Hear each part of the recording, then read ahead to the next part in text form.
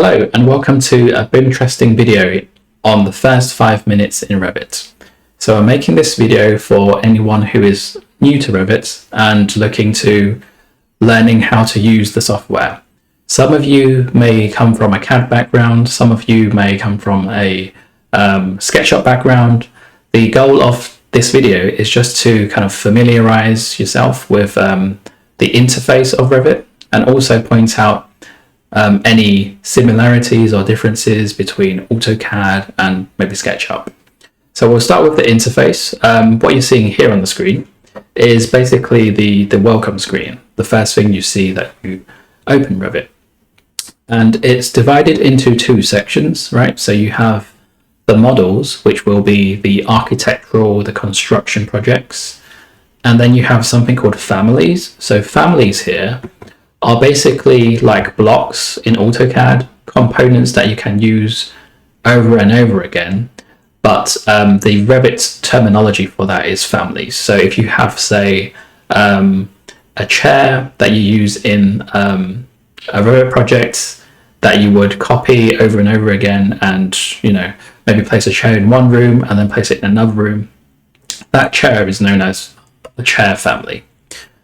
Okay, so let's now take a look at what a Revit project looks like. So if we click on one of the projects here, you can see that if you do open a project, it will start to take you to like a sheet view, and this can be customized. So it not necessarily has to be a sheet view, it could be a 3D view, but it just so happens that for this project, they've made their title sheet view here the welcome kind of view when you start to open that project.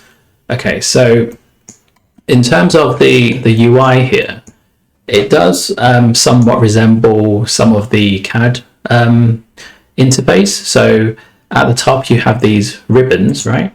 And in CAD it's very similar how you have different ribbons separated by discipline and by category. So you have your architecture ribbon, which groups the architectural commands, and then you have one for structure, precast, annotate, and things like steel as well.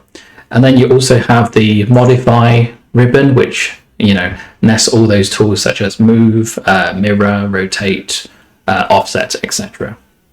Another thing that is similar with CAD and Revit is the properties panel. So here on the left, this just displays the properties that you have for the view.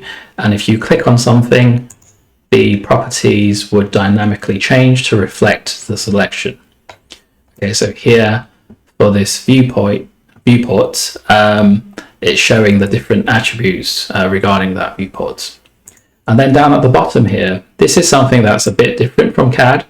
Now this is known as the project browser, which basically is a place for you to navigate the different views in Revit. Because Revit is a BIM authoring software, it controls multiple views, and this area here allows you to switch between those different views. So I'm just going to double click on these different areas, right?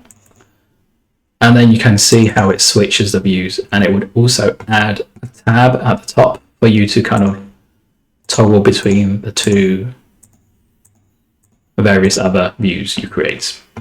Now let's talk about the 3D aspect of Revit. So down here in the project browser, you have some 3D views created.